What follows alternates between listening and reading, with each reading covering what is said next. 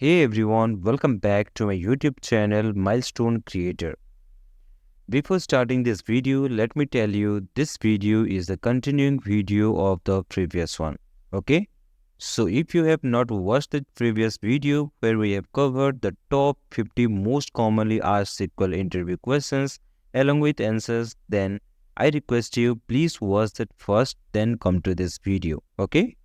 Don't worry, I have given the link of that previous video in the description sections of this video, so you can definitely check out from that. Okay. Now let's start with our next most important top 50 commonly asked SQL interview questions along with answers. Okay. So the next question is, what is the purpose of between operator in SQL? So the answer is, the between operator is basically used in where clause, alright, to check if a value lies within a specified range of values inclusive of the endpoints.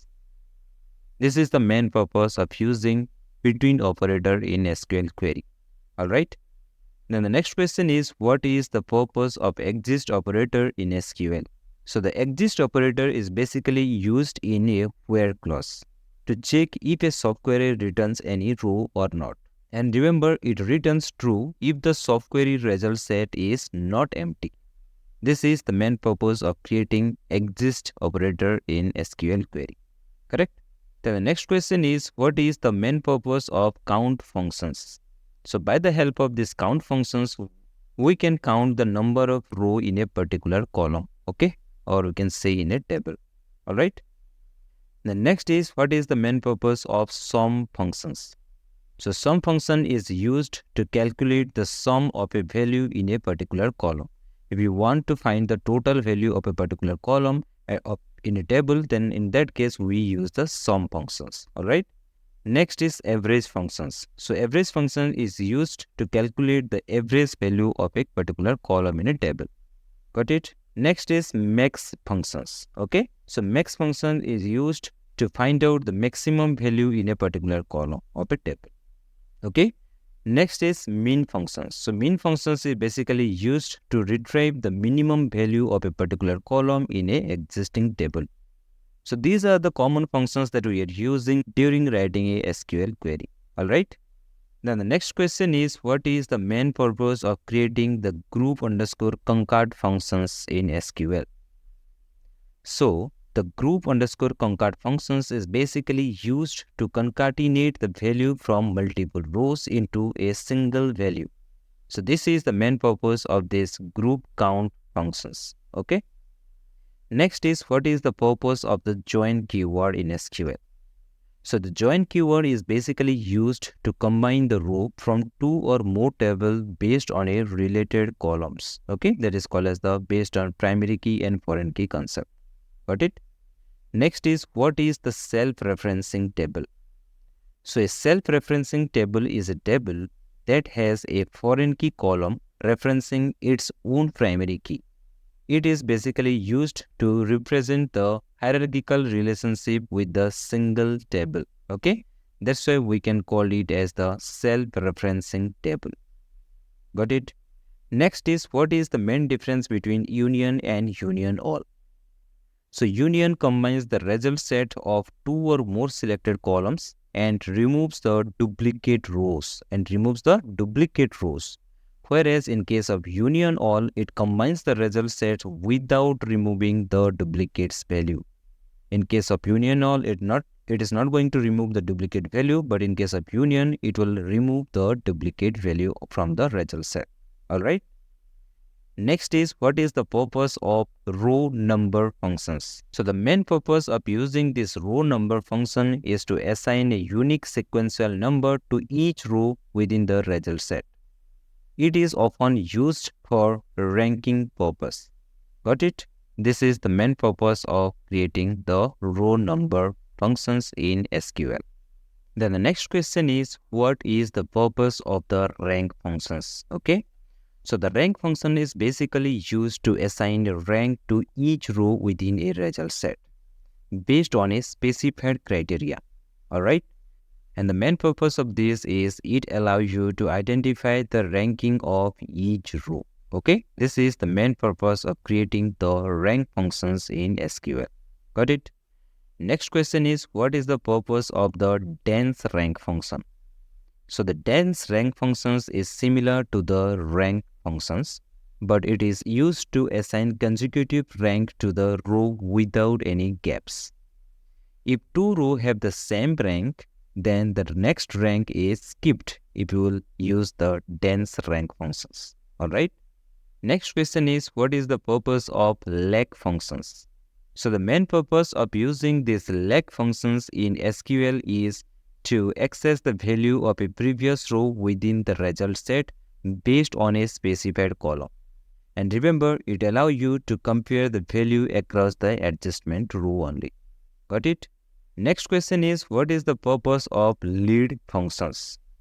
So the lead functions is basically used to access the value of a subsequent rows within a result set based on a specified column. It allows you to compare the value across the adjustment rows. Alright, this is the main purpose of lead function in SQL. Got it? Next is, what is the main purpose of collects functions? So the collects functions is basically used to return the first non-null value from the list of expressions. It is often used to provide the default value when a column is null one. Alright? This is the main purpose of the collects functions. Then the next question is, what is the main purpose of the case statement in SQL?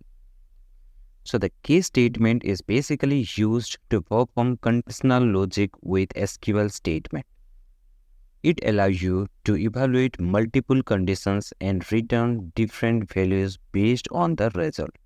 So in that scenario, we use the case statement. Okay. Next is, what is the purpose of the truncate table statement? So most of the case, the truncate table statement is basically used to remove all the rows from a particular table by keeping the table structure fixed. Okay, it only removes all the records from that particular table. That's why to remove all the record from a particular table, we use the truncate table statement in SQL. Okay, it is faster than the delete all rows using the delete statement. Alright, that's why we use the truncate table statement. Next is, what is the purpose of constraint keyword? So the constraint keyword is used to define the rules and relationship on columns within a table. It ensures data integrity and enforces business rules. Alright, so in short, we can say constraint keyword is used to define the rules and relationship on a column within a particular table. Got it? Next is, what is the purpose of the primary key constraint? So the primary key constraint is used to uniquely identify each record in a table. It ensures that the primary key columns have unique value and cannot contain the null value. Next is, what is the purpose of the foreign key constraint? So these are, you can see, these are one constant. Primary key is a constant, foreign key is a constant. Okay. So the answer of these questions is the foreign key constraint is used to establish a relationship between two different tables based on a common column. Okay? It ensures referential integrity by enforcing that value in the foreign key column exists in the reference table's primary key. Alright? Then the next question is, what is the purpose of the index keyword? So the index keyword is basically used to create an index column with respect to one or more column that is present in the existing table. Okay, it improves the query performance by allowing faster data retrieval based on that index column. So in short, if I will tell you, index keyword is basically used to create a index column in a particular table, and that index column will help you to retrieve the data from a table faster, and it will increase the performance of that query. Alright. Next is, what is the purpose of the cascade keyword in foreign key content? Cascade keyword in foreign key constraint. So the cascade keyword is basically used to specify the changes made to the primary key values in the reference table so that it will be propagated to the foreign key values in the reference table. Alright. Then the next question is, what is the purpose of the update statement? So the update statement is used to modify existing record in a table. Next is, what is delete statement?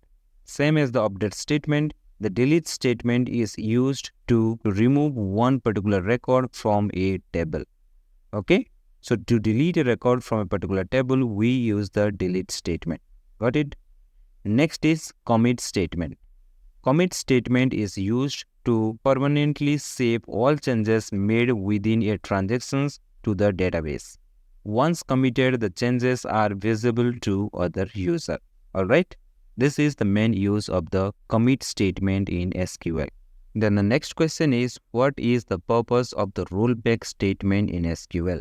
So the rollback statement is basically used to undo. It is basically used to undo all changes made within the transactions and restore the database to its previous state.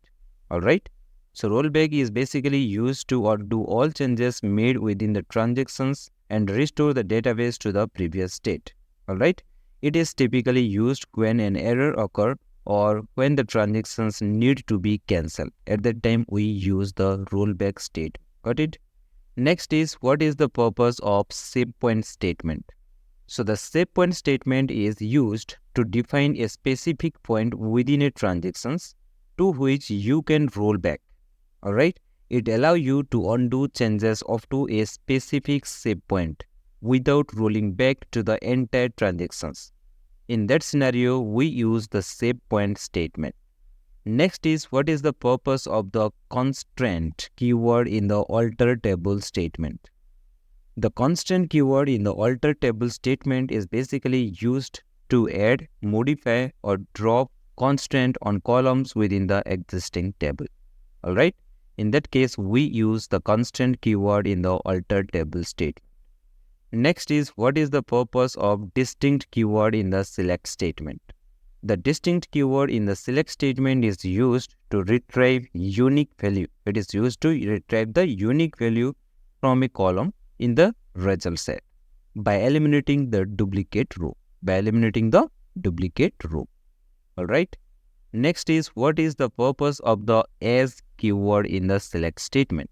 So the answer is, the as keyword in the select statement is used to assign an alias name to a particular column or a particular table. Got it? It allows you to refer to the column or table by assigned alias name in the subsequent parts of the query.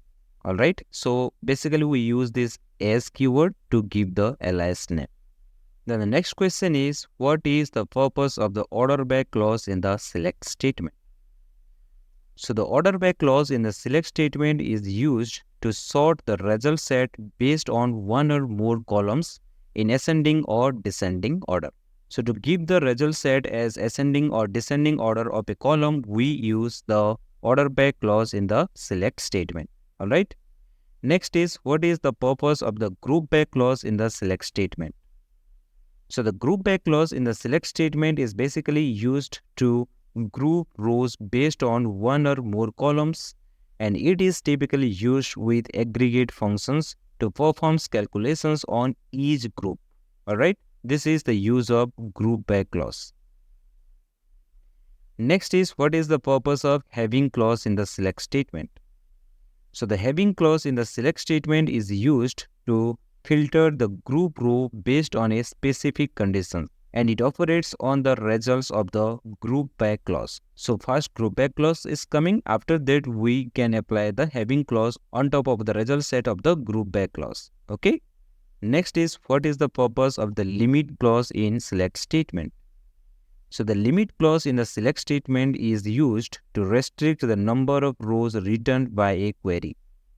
It allows you to specify the maximum number of rows to be retrieved. Okay. It means suppose we have a table and it contains millions number of records, and out of that we want to see only top 10 records. So at that time we can use the limit clause to see 10 record only. Okay. Instead of the million number of records. Got it? Next is, what is the purpose of the offset clause in the select statement? So the offset clause in the select statement is used in conjugations with the limit clause. Okay. to skip the specified number of rows before starting to return to the result set. Alright?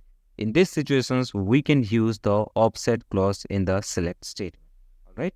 Then the next question is, what is constraint in SQL? So basically, constraints are used to limit the type of data that can go into a table. Apart from this, it is also used to ensure the accuracy and reliability of the data in the table. Okay. In SQL, we have two different type of constraint are there. One is column level constraint and another is table level. Alright. So column level constraint are basically applied on the column and table level constraint are applied to the whole table. Okay. Let me give some example of the constraint which are commonly used during create a table or a view. Okay. So first is not null constraint. So what is the use of this not null constraint? With the help of this constraint, we can ensure that a column cannot have a null value. Alright. The next is unique constraint. So unique constraint is basically used to ensure that all value in a column are different. In this way, we have so many different types of constraint are there. For example, primary key constraint, foreign key constraint, check constraint, default constraint, and all. Okay. So this is all about the constraint in SQL. Then the next question is, what is the difference between DBMS and RDBMS? So the answer is, in case of DBMS, DBMS stands for Database Management System, whereas in case of RDBMS, RDBMS stands for Relational Database Management System. So this is the first difference. Okay. The next is, in case of DBMS, DBMS technology store the data in the form of files only, whereas in case of RDBMS, it stores the data in the form of tables. The next is, in case of DBMS, DBMS is designed to handle small amount of data, whereas if the amount of data is large, then we use the RDBMS. That's why we have written RDBMS is designed to deal with vast amount of data. Okay. Then the next difference is DBMS provides support only for a single user at a time, whereas in case of RDBMS, it provides support for multiple users at a time. Okay. So these are some main difference between DBMS and RDBMS. Then the next question is, what are the different types of statements that support SQL? So basically, there are 4 different types of SQL statements are there. Okay. First is DDL. It means Data Definitions Language. So DDL is used to define the database structure such as tables. It includes 3 statements such as create, alter, and drop. Okay. So these are the 3 statements that come under DDL. Alright. The next is DML. DML stands for Data Manipulations Language. So these DML statements are used to manipulate the data in a records. Commonly used DML statements are insert, update, or delete. Okay. Then the next is DCL statement. DCL stands for Data Control Language. These DCL statements are basically used to set privileges such as grant or revoke database access permission to the specific users. Okay. Then the last is TCL statement. Okay. So under TCL, the statement like commit, rollback, save, print, all these come under TCL category. Okay. So these are the 4 different types of SQL statement. Correct. Then the next question is, what is normalization and what are the different types of normalizations are there in SQL? So to understand the term normalizations in a generic sense, it means to bring something to a normal condition, right? Or you can say to a normal state. But this term has a very specific meaning for the area of database. In this area, we can say normalizations is the process of organizing and structuring data in a relational database to eliminate redundancy and dependency, and to ensure that data is stored in a consistent and efficient manner. So the goal of normalizations is to reduce data duplications, improve data integrity, and minimize data anomalies. Alright. So these are the main goal of normalizations in the area of database. Okay. So basically we have four different types of normalizations are there, and those are first normal form, that is called as 1NF, then second normal form, that is called as the second NF, and next is third NF, we can call it as 3NF, and at the end we have BCNF, that is called as the bias scored normal form. So these are the four different types of normalizations that we have in SQL. Now let's move to the query part. Okay. So here I will tell you the top 10 SQL query that is most commonly asked by all the interviewer. Okay. So let's see what are those. As you can see here, I have already written the query for saving your time. Alright. So let me explain everything one by one. So first is create database organizations. It means here I have created a database that is named as organizations. Okay. After that, I have used that database that I have created, that is organizations here. And on top of that database, I have created two tables. One is TBL employee table and second is TBL department table. Okay. And inside this TBL employee table, we have 5 different columns, that is employee ID, employee name, manager ID, department ID, and salary. And same as in case of TBL department, we have 2 columns, that is department ID and department name. Alright. And in the below sections, you can see I have inserted the value inside this TBL employee table. And here I have written the code to enter the value inside this TBL department table. Alright.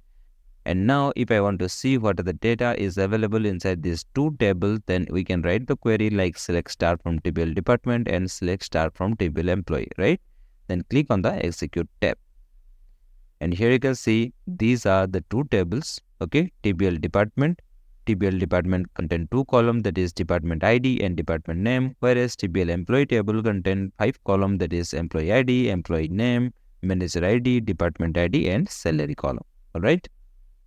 Now, based on these two tables, we will see what are those 10 commonly asked SQL query. Alright. So the first question is find the duplicate records in the TBL employee table. Okay. So out of these two, this is the TBL employee table. So from this table, we have to find out the duplicate records. Okay. So for that, here is the tips. What you have to use for this, you can use the count star functions, group by, and having to find the solutions. Alright. And in the below sections, I have written the code, that is select employee name, salary, then count star as CNT from TBL employee table, group by employee name, comma salary, having count star is greater than 1. So if I will run this, you can see the duplicate record. Okay. So before running this query, let me show you here the duplicate records is only Saurabh. Okay, this is Sachin, Rahul, Saurabh, Kapil, Gavaskar, Mohit, Paresh, and Saurabh, right? So the duplicate record is only the Saurabh. It is coming 2 times, right? So the output will be Saurabh, right? So let me run this query. And here you can see the duplicate record is Saurabh. There is salary is 10,000 and CNT is 2. It means the employee name Saurabh exists 2 times in the TBL employee table, right? This is the duplicate record. So in this way, we can find the duplicate record from a particular table by writing this query. Got it? Next is delete all the duplicate records in the table. Okay. So we want to delete the duplicate records that exist in the particular table. So to get the answer, here you can see this is the tips. For that, you have to use the CT, row number functions, and partitions functions. All right. And this is the query for finding that solution. So you have to select this, then click on the execute, and automatically it will delete the duplicate record. Okay. So to see that what you can do, you can again go to that particular table, TBL employee, just select it. Okay. And then click on execute. And here you can see now in the TBL employee table, the Saurabh is coming only for 1 time, right? Then the third question is find the manager name for the employee where employee ID and manager ID are in the same table. So to get the answer, you have to use the self join with alias name. Alright. So you can see here is the answer. Select e.employee ID, e.employee name and m.employee name from TBL employee. That is E, left join TBL employee, here is M. Okay. It means we are doing the self join in the same table, right? On e.employee ID equal to m.employee ID. So if I'll select this query and if I'll run this, so here you can see this is the answer where you are getting the manager name for the employee where employee ID and the manager ID are in the same table. Got it? Then the next question is find the second highest salary. And the tip says use max functions and subquery, right? So the question is find the second highest salary, right? So this is the table here you can see.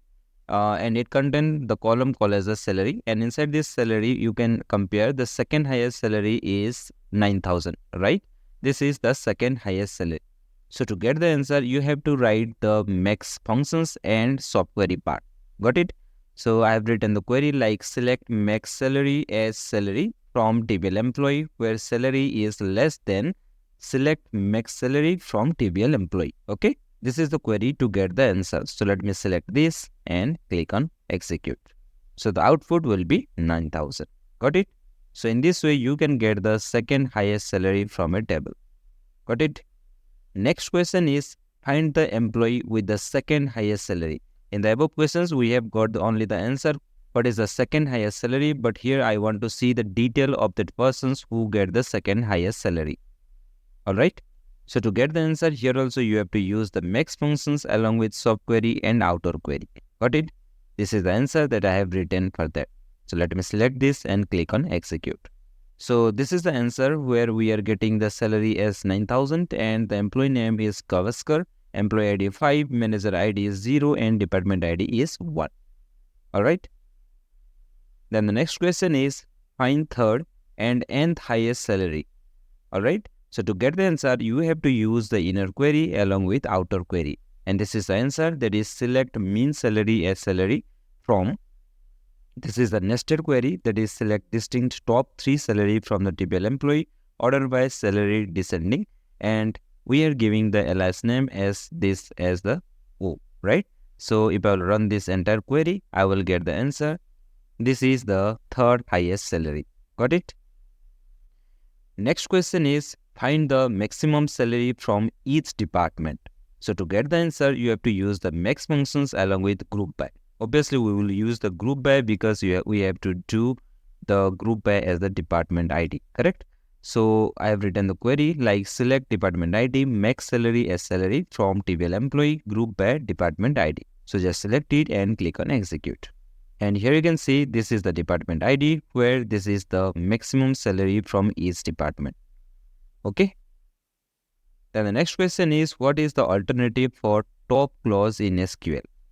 So the tips is use the row count, or apart from that you can also write the query like select top 3 star from TBL employee to see the top 3 record from the TBL employee table. Got it?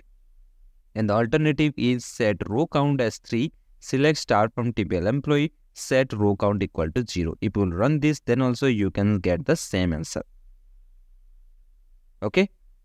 Then the next question is show single or same row from a table twice in the result set. And the tips is you have to use the union all. Got it? So to get the answer, you have to write the query like select department from TBL department, that is D, where D dot department name equal to IT. And you will do the union all with the same query. Whatever query that I have written in the top, that same query you have to write in the below sections. And you have to do the union all for both of these two. Okay. And if you run the query, then you can get the answers, that is IT and IT. You can get the same row from a table twice in the result set. Got it? Then the next last questions is find the departments that have less than 3 employees. So to get the answer, you have to use the max functions along with subquery. So the answer is select E.department ID, T.department name from TBL employee, join TPL department, that is D on E dot department ID equal to D dot department ID, that is group by E dot department ID, comma D dot department name having count employee ID is less than 3. So if you run this, you will get the answer, that is department name that contain less than 3 employee. Alright. So these are the top 10 SQL queries that you can face during your interview process. So you have to practice on all these things. Okay. Don't worry, I will give this SQL file in the descriptions below. From there also you can check out and you can practice as your own. So I hope from this video you have got much more idea about what type of SQL questions that you are going to face during your interview process, right? So get ready by practice all these SQL questions that I have mentioned in this video. And apart from this also, you have to practice a lot more questions from Google. Okay. So wish you all the very best for your upcoming interview. And thanks for watching. Don't forget to share, subscribe and like our channel. Take care. Bye-bye.